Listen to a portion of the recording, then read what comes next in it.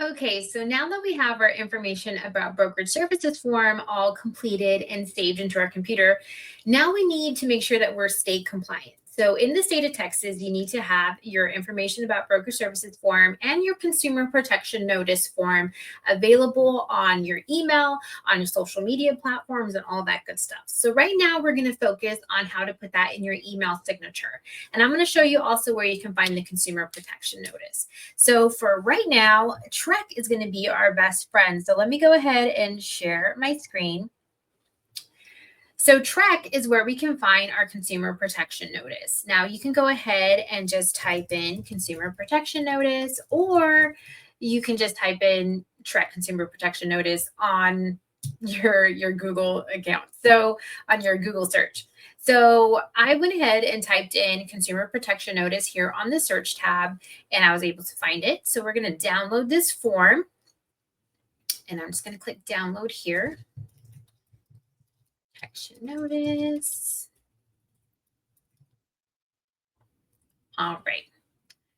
So now that we have that, we need to input our email address. Our email signature. So we want to make sure that we're compliant. So what I did is I pulled up the Trek rules for what we need in our email signature. So let's go into our email address. So as you can see, this is going to be your email dashboard. I'm using Gmail. So if you want to log in to your Gmail account, the one that is associated with your eXp Realty address, we're going to go to our drive. So what we're going to do is we're going to click this little menu here with the 9 dots, and we're going to click on our drive.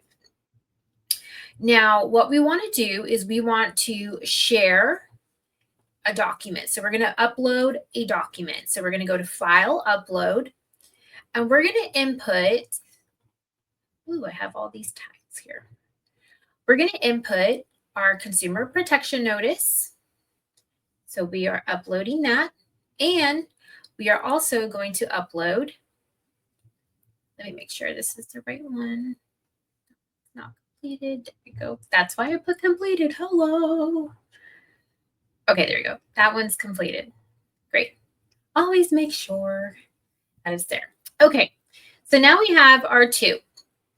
We have our consumer protection notice and our completed IABS. I always get those letters mixed up. Okay, so let's go ahead and do our IABS first. So what we want to do is click Share here at the top. And we're going to want to do anyone with the link can view, because anybody who clicks on our link in our email address, we want to make sure that they're able to view this screen. So let's see here. We have this. Now let's go back. Before we do anything with that, we are going to set up our email signature. So we're going to click Settings right here, this little pinwheel, see all settings.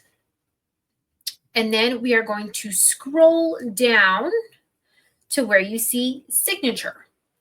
We're going to create a new signature. Since I already have this one kind of as a placeholder, for this one, we're going to create a new signature. So I'm just going to put eXp agent signature. And you can name this whatever you want. For the sake of this demonstration, we're going to name it this.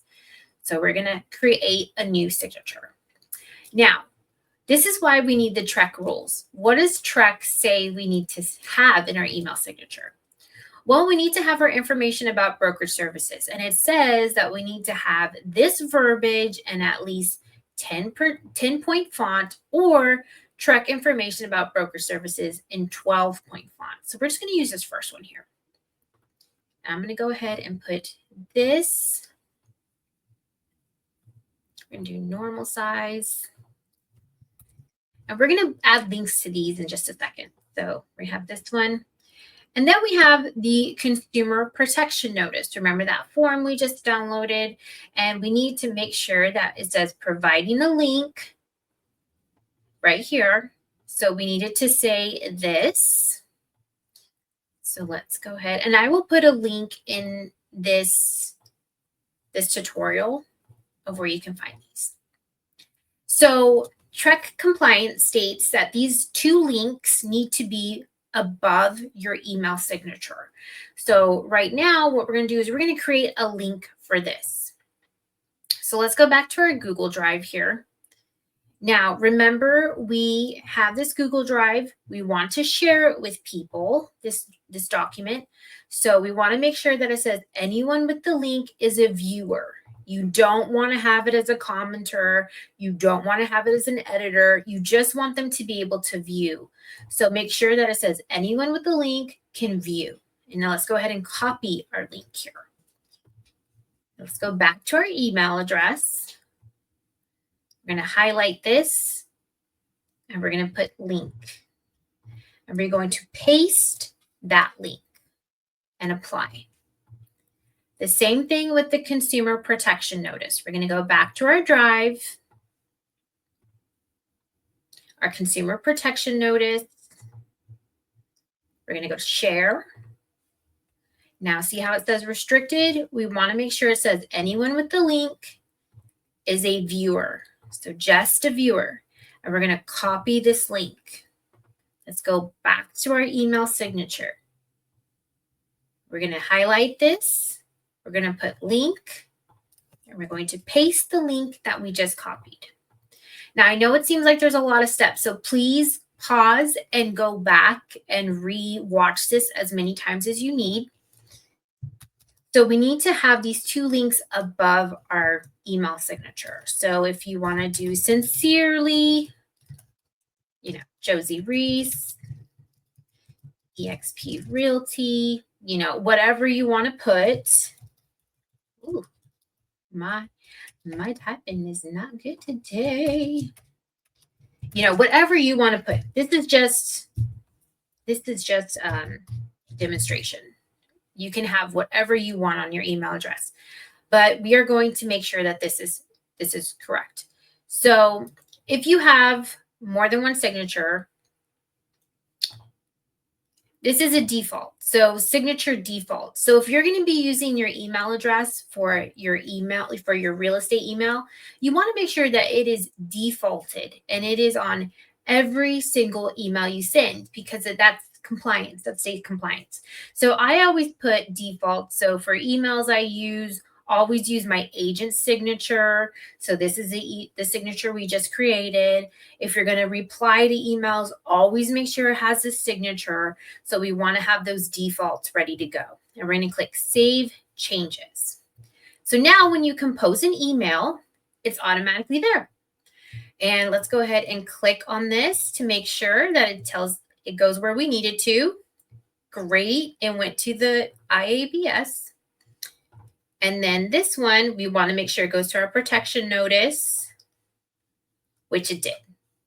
So if you have any questions on these, make sure that you reach out to us. You can email onboardwithjosie@gmail.com. You can reach out to your sponsor. There's a little bit more steps involved. We use for this one, we have our downloaded forms.